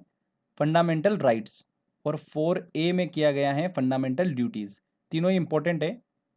यहां पर आंसर बी सही होगा। मौलिक अधिकारों में संशोधन करने में कौन सक्षम है? फंडामेंटल राइट्स जो हमारे उसमें संशोधन कौन कर सकता है? संसद कर सकती है। निम्नलिखित में से किस वर्ष संविधान के मूल कर्तव्यों को स्थापित किया गया? 42वें संविधान संशोधन 1976, तो 1976 में। बी आंसर इसका सही होगा। संविधान का कौन सा अंश भारत के नागरिकों को आर्थिक न्याय प्रदान करने का संकेत करता है? देखिए आर्थिक न्याय मतलब आय का समान वितरण। घुमा फिरा के क्वेश्चन पूछते हैं, ध्यान रखिएगा। धन का समान वितरण, आय का समान वितरण किससे संबंधित है? राज्य के नीति निर्देशक तत्व से। ए आंसर इसका सही होगा। ठीक है, चलिए अगला क्वेश्चन लेते हैं। निम्नलिखित में से किसकी नियुक्ति भारत के राष्ट्रपति द्वारा नहीं होती है? देखिए भारत के मुख्य न्यायाधीश बिल्कुल होती हैं, सेना प्रमुख बिल्कुल होती हैं, लोकसभा अध्यक्ष की नियुक्ति लोकसभा सदस्य करते हैं, राष्ट्रपति नहीं करता है, तो ए आंसर सही होगा। भारत के राष्ट्रपति की मर्जी तक निम्नलिखित में से कौन अपने पद पर रह सकता है? कौन रह सकता है? राज्यपाल, गवर्नर। गवर्नर जो होता है उसको नियुक्त कौन करता है? राष्ट्रपति। और हटाने का काम भी कौन करता है? राष्ट्रपति करता है। मतलब महाभियोग की प्रक्रिया द्वारा राज्यपाल को नहीं हटाया जा सकता है। तो ये इंपॉर्टेंट है, ध्यान रखिएगा। वित्त बिल के लिए किसकी पूर्व स्वीकृति आवश्यक होती है? वित्त बिल, ध्यान रखिएगा, फाइनेंस बिल के लिए किसकी पूर्व स्वीकृति आवश्यक होती है? भारत के राष्ट्रपति, सी आंसर। नेक्स्ट क्वेश्चन लेते हैं। लोकसभा या विधानसभा के निर्वाचन में एक उम्मीदवार अपनी जमानत राशि को खो देगा अगर उसे कुल वैध मतों का 1/6 से कम मत प्राप्त होते हैं, तो सी आंसर। देखिए एक एग्जांपल से आपको बताता हूं कि मान लेते हैं कोई विधानसभा क्षेत्र है जहां पर 120 वोट पड़े, ठीक है, तो उसका 1/6 कितना हो गया? 20। मतलब अगर किसी व्यक्ति को 20 से कम वोट मिले तो उसकी जमानत राशि जो है वो जब्त हो जाएगी। क्लियर? कोई वित्तीय बिल प्रस्तावित हो सकता है। देखिए वित्तीय बिल जो होता है वो केवल और केवल सिर्फ लोकसभा में प्रस्तावित हो सकता है। अगर कोई दूसरा बिल होता है तो वो किसी भी सदन में रखा जा सकता है, पर वित्तीय बिल सिर्फ और सिर्फ केवल लोकसभा में प्रस्तावित हो सकता है। लोकसभा में मंत्रिपरिषद के विरुद्ध, मतलब सरकार के विरुद्ध अविश्वास प्रस्ताव लाने हेतु न्यूनतम सदस्य संख्या कितनी होती है? अविश्वास प्रस्ताव कौन रखता है? मैंने आपको बताया था विपक्ष रखता है। किसके विरुद्ध रखता है? सरकार के विरुद्ध, मंत्रिपरिषद के विरुद्ध। प्रोसेस क्या होती है कि एक सदस्य लिखित में नोटिस देगा और 50 लोग उसके समर्थन में होना चाहिए, तब जाके अविश्वास प्रस्ताव जो होता है वो रखा जा सकता है। तो 50 लोग मिनिमम समर्थन में होना चाहिए, डी आंसर बिल्कुल सही होगा। ठीक है, चलिए अगला क्वेश्चन लेते हैं। लोकसभा की अधिकतम सदस्य संख्या कितनी हो सकती है? देखिए फ्रेंड्स, मैंने आपको पूरा अच्छे से स्ट्रक्चर बता रखा है इसका, एक बार और आपका मैं रिवीजन करवा देता हूँ। मैक्सिमम सदस्य संख्या हो सकती है 552, वर्तमान में कितनी है? 545। ठीक है, इसमें से मैंने आपको बताया 2 जो है वो राष्ट्रपति मनोनीत करता है, आंग्ला भारतीय समुदाय के सदस्य, और बचे हुए कितने? 543 जो हैं वो निर्वाचित होते हैं। इसमें से 530 जो है वो राज्यों द्वारा चुने जाते हैं और 13 सदस्य जो है केंद्र शासित प्रदेशों से चुने जाते हैं। ठीक है, तो ये स्ट्रक्चर है। तो यहाँ पर क्या पूछ रहा है? मैक्सिमम 552, डी आंसर इसका सही होगा। भारत में स्वतंत्रता के बाद प्रथम आम चुनाव कब संपन्न कराए गए? देखिए आम चुनाव कराने के लिए निर्वाचन आयोग का होना जरूरी है। निर्वाचन आयोग की स्थापना कब हुई? 1950 में हुई। तो ये 2 ऑप्शन तो गलत हो गए बिल्कुल, उससे पहले तो हो ही नहीं सकते हैं। तो 1950 में निर्वाचन आयोग की स्थापना हुई और 51-52 में पहले आम चुनाव संपन्न हुए। तो आंसर क्या होगा यहाँ पर? सी आंसर सही होगा। अब निर्वाचन आयोग की बात करिए तो उससे रिलेटेड पॉइंट सुन लीजिए कि निर्वाचन आयोग जो है वो हमारे संविधान के भाग 15 से संबंधित है, अनुच्छेद 324 से 329। वेरी इंपॉर्टेंट है ये भी। पहले जो निर्वाचन आयोग था वो एक सदस्यीय निकाय था, फिर 1993 के बाद में त्रिसदस्यीय निकाय हो गया जिसके अंदर 2 चुनाव आयुक्त और एक मुख्य चुनाव आयुक्त होता है। ठीक है, नेक्स्ट है, निम्नलिखित में से कौन सा एक लोकसभा का सर्वाधिक बड़ा निर्वाचन क्षेत्र है? देखिए इन टर्म्स ऑफ एरिया की बात होगी, मतलब क्षेत्रफल के आधार पर कौन सा होगा? कश्मीर का देखिए निर्वाचन क्षेत्र है लद्दाख, बी आंसर बिल्कुल सही होगा। राष्ट्रपति द्वारा संसद के दोनों सदनों के लिए कुल कितने सदस्यों को नामित किया जा सकता है? तो देखिए लोकसभा में राष्ट्रपति जो है वो 2 सदस्यों को चुन सकता है और राज्यसभा में 12 सदस्यों को। टोटल मिला के कितने हो गए? 14। तो आंसर क्या होगा? A answer. भारतीय संसद के अपर हाउस को किस नाम से जाना जाता है? अपर हाउस की बात हो रही मतलब राज्यसभा, ठीक है ना। लो हाउस की बात होगी तो वहां पर आएगा लोकसभा। राज्यसभा को स्थायी सदन कहते हैं क्योंकि, देखिए स्थायी सदन क्यों कहते हैं? क्योंकि ये कभी भंग नहीं होती हैं। हर 2 वर्ष में 1/3 सदस्य जो होते हैं वो अवकाश ग्रहण करते हैं और उनकी जगह नए सदस्य आते हैं। तो इस तरीके से राज्यसभा जो होती है वो कभी भंग ही नहीं होती है, इसीलिए उसे स्थायी सदन बोलते हैं। ओके, भारतीय संविधान की 8वीं अनुसूची का संबंध है। देखिए अनुसूची वाला मैं आपको बता चुका हूँ कविता, तो आप उससे बहुत आसानी से आंसर लगा सकते हैं। 8वीं अनुसूची का संबंध है भाषाओं के साथ में। दल बदल के आधार पर अयोग्यता संबंधित विवरण किस अनुसूची में है? दल बदल, तो देखिए दल बदल में आगे का वर्ड क्या आ रहा है? द, और द से 10 बनता है ना। तो आंसर सी सही होगा। इस तरीके से भी आप याद रख सकते हो। भारतीय संविधान की 10वीं अनुसूची किसे संबंधित है? किसे संबंधित है? दल बदल कानून से। भारतीय संविधान के किस संशोधन अधिनियम द्वारा पंचायती राज व्यवस्था को संवैधानिक दर्जा दिया गया? पंचायती राज व्यवस्था जो है मूल संविधान का हिस्सा नहीं थी, फिर संविधान संशोधन के द्वारा इसे संविधान में हिस्सा दिया गया। तो किस संविधान संशोधन द्वारा? 73वें संविधान संशोधन द्वारा। ध्यान रखिएगा, पंचायती राज व्यवस्था को 73वें संविधान संशोधन द्वारा और नगर पालिका, नगर निगम, नगर परिषद को 74वें संविधान संशोधन द्वारा संविधान में स्थान दिया गया। तो दोनों वेरी वेरी इंपॉर्टेंट है। नेक्स्ट देखिए, वेरी इंपॉर्टेंट क्वेश्चन है, त्रिस्तरीय पंचायती राज तंत्र में शामिल है।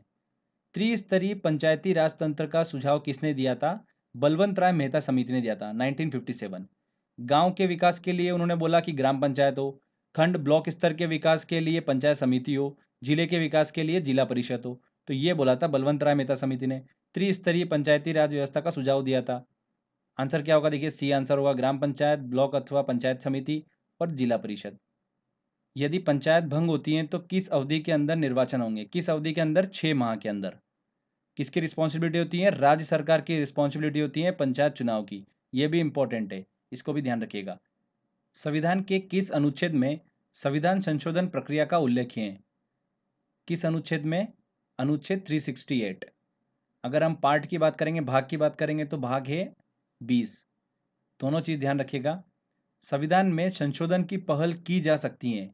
संविधान में संशोधन की पहल की जा सकती है संसद के किसी भी सदन में। D answer. वर्ष 2012 का 97वां संशोधन अधिनियम किस विषय से संबंधित है? किस विषय से संबंधित है? देखिए संविधान संशोधन मैंने आपको बताए थे, 12 इंपॉर्टेंट संविधान संशोधन बताए थे। वीडियो बहुत इंपॉर्टेंट है वो, अगर आपने देखा होगा तो बड़ी आसानी से आप टिक कर सकते हो। सहकारी समिति कोऑपरेटिव सोसाइटी के गठन एवं क्रियाकलाप से संबंधित है 97वां संविधान संशोधन। B answer. अगला क्वेश्चन लेते हैं, इंपॉर्टेंट क्वेश्चन है, तीनों पीएससी एग्जाम में बन सकते हैं क्वेश्चन ऐसे। भारत सरकार के बजट में कुल घाटे में किस घाटे का सबसे अधिक योगदान होता है? किस घाटे का होता है? राजकोषीय घाटे का सबसे ज्यादा योगदान होता है, फिस्कल डेफिसिट का। बी आंसर सही होगा। अब बजट डेफिसिट, फिस्कल डेफिसिट क्या होता है, ये सब मैं आपको बजट वाले लेक्चर में अच्छे से समझा चुका हूँ। बजटीय डेफिसिट क्या होता है? देखिए जो टोटल एक्सपेंडिचर है गवर्नमेंट का, उसमें से जब हम माइनस कर देते हैं टोटल रिसीट्स को, मतलब कुल व्यय में से माइनस कर देते हैं कुल प्राप्ति को, तो वो क्या कहलाता है? बजट डेफिसिट कहलाता है, बजटीय घाटा कहलाता है। ठीक है। फिस्कल डेफिसिट क्या होता है? जो टोटल एक्सपेंडिचर है गवर्नमेंट का, उसमें से माइनस कर दो टोटल रिसीट्स एक्सेप्ट बोरोइंग। ठीक है, जो भी उन्होंने बैंकों से जो बोरो करा है उसको छोड़ दो, तो इस अंतर को क्या बोलते हैं? फिस्कल डेफिसिट बोलते हैं। क्लियर? देखिए total expenditure as it is है, पर यहां पर प्राप्ति और कम हो गई, तो एक्सपेंडिचर बढ़ गया मतलब घाटा बढ़ गया, तो राजकोषीय घाटा ज्यादा हो गया। ऑब्वियस ही बात समझ में आ रहा है। तो यहां पर आंसर क्या होगा? B answer. तो ये दोनों चीजें मैं अच्छे से क्लियर कर चुका हूं, तो बजट वाला लेक्चर देखा होगा तो आसानी से आप समझ पा रहे होंगे। ठीक है फ्रेंड्स, बजट जो है वो हमारे संविधान में कहीं पर भी बजट शब्द का उल्लेख नहीं किया गया है, उसकी जगह पर क्या शब्द का उल्लेख किया गया है? वार्षिक वित्तीय विवरण। इस चीज का भी ध्यान रखिएगा। वार्षिक वित्तीय विवरण का हमारे संविधान के 112 में उल्लेख मिलता है। ठीक है। भारत सरकार के बजट के आंकड़ों में कुल व्यय और कुल प्राप्ति के अंतर को क्या कहते हैं? देखिए अभी हमने देखा total expenditure minus total receipts क्या कहलाता है? बजटीय घाटा कहलाता है। तो आंसर क्या होगा? B answer.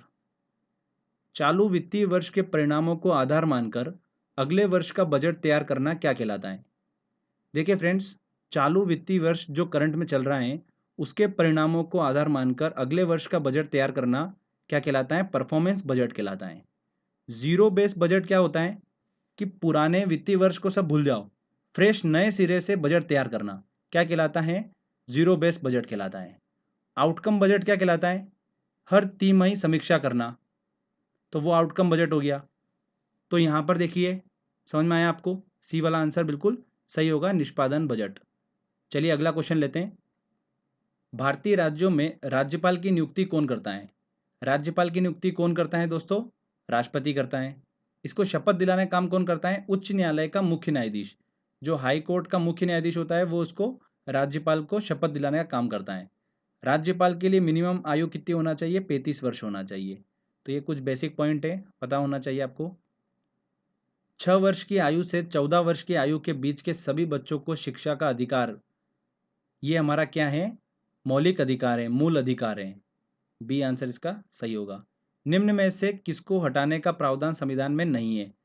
देखिए, संविधान में गवर्नर को हटाने का प्रावधान नहीं दिया गया है। ठीक है, राष्ट्रपति इसको मनोनीत करता है, राष्ट्रपति हटा सकता है। महाभियोग की प्रक्रिया द्वारा गवर्नर को नहीं हटाया सकता, तो संविधान में इसको हटाने का कहीं भी उल्लेख नहीं मिलता है। ठीक है, चलिए अगला क्वेश्चन लेते हैं। मुख्यमंत्री की नियुक्ति की जाती है, किसके द्वारा की जाती है? राज्यपाल के द्वारा। राज्यपाल को पद की शपथ किसके द्वारा दिलाई जाती है? इंपॉर्टेंट है ये क्वेश्चन। राज्यपाल को कौन दिलाता है? उच्च न्यायालय के मुख्य न्यायाधीश द्वारा। जिला न्यायालयों के न्यायाधीश की नियुक्ति किसके द्वारा की जाती है? राज्यपाल के द्वारा की जाती है। चलिए नेक्स्ट क्वेश्चन लेते हैं। भारत के नियंत्रक तथा महालेखा परीक्षक की नियुक्ति कौन करता है? नियंत्रक तथा महालेखा परीक्षक, controller and auditor general of India, cake बोलते हैं इसको। इसका हमारे संविधान के अनुच्छेद 148 में उल्लेख मिलता है। इसकी नियुक्ति कौन करता है? राष्ट्रपति करता है। कितने वर्ष के लिए? 6 वर्ष के लिए। इसका काम क्या होता है? संचित निधि के व्यय की समीक्षा करना। तो नियुक्ति कौन करता है? राष्ट्रपति, सी आंसर। लोक लेखा समिति में कितने सदस्य हैं? देखिए फ्रेंड्स, समिति से रिलेटेड क्वेश्चन अगर आता है तो आपको देखिए 2 समिति के बारे में आपको जानकारी होना चाहिए। पहले तो लोक लेखा समिति और प्राक्कलन समिति। लोक लेखा समिति को क्या बोलते हैं? पब्लिक अकाउंट कमेटी बोलते हैं, और प्राक्कलन समिति को बोलते हैं एस्टिमेट कमेटी। ठीक है, तो लोक लेखा समिति जो होती है उसमें कितने सदस्य होते हैं? 22 सदस्य होते हैं। और जो प्राक्कलन समिति होती है मतलब एस्टिमेट कमेटी, उसमें कितने सदस्य होते हैं? 30 सदस्य होते हैं। सबसे बड़ी समिति यही होती है, प्राक्कलन समिति। अब जो 22 सदस्य होते हैं इसके अंदर लोक लेखा समिति में, उसमें 15 जो होते हैं वो लोकसभा के होते हैं और 7 जो होते हैं राज्यसभा के होते हैं। जबकि जो प्राक्कलन समिति होती है इसमें राज्यसभा का कोई भी सदस्य नहीं होता है। तो ये बेसिक अंतर आपको पता होना चाहिए। देखिए, दोनों का जो काम होता है वो लगभग बराबर ही होता है। सरकारी धन के व्यय की जांच करना इसका काम होता है। इसमें एक चीज़ और ध्यान देने वाली बात है कि लोक लेखा समिति का जो अध्यक्ष होता है उसकी नियुक्ति कौन करता है? लोकसभा का अध्यक्ष करता है। ठीक है, विपक्षी दल का नेता होता है वो। तो ये आपको पता होना चाहिए। लोक लेखा समिति में कितने सदस्य होते हैं? 22, बी आंसर। निम्नलिखित में से कौन सी एक सबसे बड़ी संसदीय समिति है? कौन सी है? प्राक्कलन समिति, एस्टिमेट कमेटी, बी आंसर इसका सही होगा। तो बस ये 2 समिति के बारे में अगर आपको पता है तो क्वेश्चन आपका सॉल्व हो जाएगा। बेसिकली दोनों से पूछते हैं क्वेश्चन। भारतीय संविधान के निम्नलिखित अनुच्छेदों में कौन राज्य की विधानसभाओं के निर्वाचन का प्रावधान करती है? राज्य की विधानसभाओं संबंधित 170, ए आंसर। विधानसभा अध्यक्ष का चुनाव कौन करता है? विधानसभा के सदस्य करते हैं। किस राज्य में विधानसभा सदस्यों की संख्या सबसे अधिक है? किस राज्य में? उत्तर प्रदेश में। उत्तर प्रदेश में सबसे ज़्यादा विधानसभा सदस्यों की संख्या है 403। ठीक है, मैक्सिमम विधानसभा के सदस्यों की संख्या कितनी हो सकती है? 500 हो सकती है। मिनिमम कितनी? 60। पर ध्यान रखिएगा, गोवा, मिजोरम, सिक्किम अपवाद है, वहाँ पर 60 से कम सीटें हैं। अभी हाल ही में देखिए विधान परिषद से क्वेश्चन पूछा गया था कि विधान परिषद में मैक्सिमम सदस्य संख्या कितनी हो सकती है? तो उस राज्य के विधानसभा के सदस्यों की संख्या का 1/3। वेरी वेरी इंपॉर्टेंट है ये भी, ये एग्जाम में क्वेश्चन पूछा गया था, इसको भी ध्यान रखिएगा। चलिए अगला क्वेश्चन लेते हैं। निम्न में से कौन सा विषय राज्य सूची में सम्मिलित नहीं है? तो हमारे संविधान की 7वीं अनुसूची जो है वो केंद्र और राज्य के शक्ति बंटवारे से संबंधित है। ठीक है, जिसके अंदर 3 सूचियां दी गई हैं, राज्य सूची, समवर्ती सूची मतलब कॉन्करेंट लिस्ट, और यूनियन लिस्ट मतलब संघ सूची। 3 सूचियों के बारे में बताया गया है और मैंने अच्छे से आपको ट्रिक के माध्यम से याद करा रखा है कि कौन सी सूची में कौन सा विषय है। तो देखिए यहाँ पर क्या बोल रहा है वो कि राज्य सूची में सम्मिलित कौन सा नहीं है? पुलिस राज्य सूची में सम्मिलित है, न्याय ये भी राज्य सूची में सम्मिलित है, जेल भी है, शिक्षा जो है वो समवर्ती सूची में सम्मिलित है। 42वें संविधान संशोधन के द्वारा शिक्षा को राज्य सूची से निकालकर समवर्ती सूची में डाल दिया गया था। शिक्षा, मजदूर संघ, ठीक है, जंगल, ये जो सब जितने भी बता रहा हूँ मैं आपको विषय, ये सभी समवर्ती सूची के विषय हैं। तो यहाँ पर डी आंसर सही होगा। भारतीय संविधान की समवर्ती सूची की धारणा किस देश के संविधान से ली गई है? तो ये मैंने आपको ट्रिक से बता रखा है। देखिए, समवर्ती सूची काफ़ी अच्छी चीज़ है कि ऐसी सूची जहाँ पर बहुत सारे विषय रखे गए और उन पर कानून बनाने का अधिकार केंद्र के पास भी है और राज्य के पास भी है। तो ये एक बिल्कुल ऑसम चीज़ है। सम से बना था हमारा ऑसम, ठीक है ना। तो सम तो हो गया समवर्ती सूची का और हो गया हमारा ऑस्ट्रेलिया का। ये मैंने आपको ट्रिक बताई थी। तो सी आंसर सही होगा। निम्न में से कौन से विषय हमारे संविधान की समवर्ती सूची में शामिल नहीं है? देखिए फ्रेंड्स, मजदूर संघ बिल्कुल शामिल है, शेयर बाजार तथा भावी बाजार। शेयर बाजार जो है राष्ट्रीय महत्व का मुद्दा है, तो मतलब ये संघ सूची का विषय है। जंगली जानवर, जंगल, ये सब जो है समवर्ती सूची का विषय है, तो बी आंसर इसका बिल्कुल सही होगा। जो संघ सूची है उसके अंदर कितने विषय हैं? 100 विषय हैं। जो राज्य सूची है उसके अंदर कितने विषय हैं? 61। और समवर्ती सूची मतलब कॉन्करेंट लिस्ट में कितने विषय हैं? 52। ठीक है फ्रेंड्स, इनका ध्यान रखिएगा। चलिए अगला क्वेश्चन लेते हैं हम। विधान परिषद के सदस्य कितने वर्षों के लिए निर्वाचित होते हैं? विधान परिषद, राज्यसभा, ये जो सदस्य होते हैं ये 6 वर्षों के लिए निर्वाचित होते हैं। डी आंसर बिल्कुल सही होगा। विधान परिषद जो है हमारे भारत में सिर्फ 7 राज्यों में है। और मैंने आपको याद करने की ट्रिक बताई थी, क्या बताई थी? कि विधान परिषद में देखिए क्या होता है, मेनली बोलने का काम होता है। जो काम असली कर रहा है वो विधानसभा कर रही है। विधान परिषद में सिर्फ बोलने का काम होता है। तो बोल बोल के उनको गले की बीमारी हो गई, मतलब खांसी हो गई, टीबी हो गई। ठीक है, और क्या हो गया साथ में? जुखाम हो गया। तो ये हमने ट्रिक बनाई थी। टी से बना तेलंगाना, बी से बना बिहार, जे से बना जम्मू कश्मीर, यू से बना उत्तर प्रदेश, के से बना कर्नाटक, ए से आंध्र प्रदेश और एम से महाराष्ट्र। इन सभी राज्यों में क्या है? विधान परिषद है। तो ये हमने ट्रिक से याद करा था। एग्जाम में क्वेश्चन पूछा जाता है, आपको 4 ऑप्शन दे देंगे स्टेट के और पूछ लेंगे कि किस में विधान परिषद नहीं है। ऐसे काफ़ी क्वेश्चन एग्जाम में बनते हैं। किसी राज्य में विधान परिषद की संरचना अथवा विघटन किया जा सकता है? किसके द्वारा किया जा सकता है? संसद द्वारा राज्यपाल की अनुशंसा पर। C answer. राज्य के विधान परिषद के कितने सदस्य विधानसभा द्वारा चुने जाते हैं? देखिए आपको 2 चीज ध्यान रखना है कि विधानसभा द्वारा कितने चुने जाते हैं और राज्यपाल द्वारा कितने चुने जाते हैं। विधानसभा के द्वारा चुने जाते हैं 1/3 सदस्य और राज्यपाल के द्वारा चुने जाते हैं 1/6 सदस्य। ठीक है, दोनों वेरी इंपॉर्टेंट है। तो 1/3 मतलब बी आंसर इसका सही होगा। विधानसभा द्वारा चुने जाते हैं 1/3 सदस्य। चलिए अगला क्वेश्चन लेते हैं। विधान परिषद के कितने सदस्य राज्य के राज्यपाल द्वारा मनोनीत किए जाते हैं? कितने सदस्य किए जाते हैं राज्यपाल द्वारा? 1/6 सदस्य, मतलब सी आंसर इसका सही होगा।